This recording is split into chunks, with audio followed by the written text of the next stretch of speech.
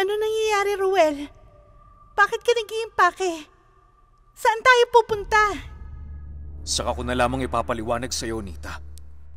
Ang mahalaga sa ngayon ay makaalis na tayo kaagad at makalayo sa lugar na to. Hindi ka marunong tumupad sa kasunduan, Ruel!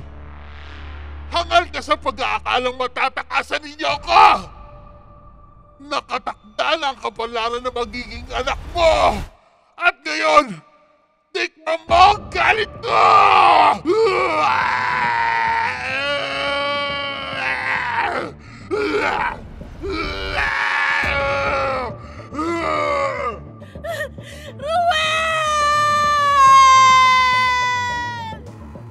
Paano kung mag-cruise na muli ang landas ninyo ng aswang na yon, Artemis?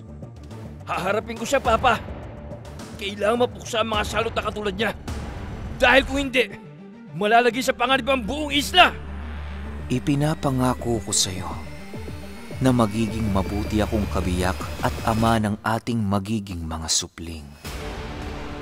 Hanggat alam kong naririyan ka lamang sa aking tabi upang alalayan akong pamunuan ng aming angkan, na magiging angkan mo na rin, Hazel.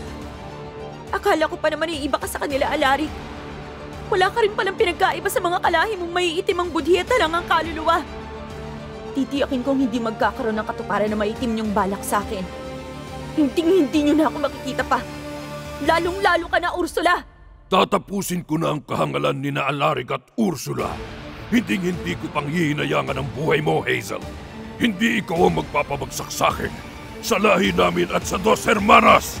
At sa sandaling matapos ako sa iyo, isusunod ko naman ang mga kasamahan mo!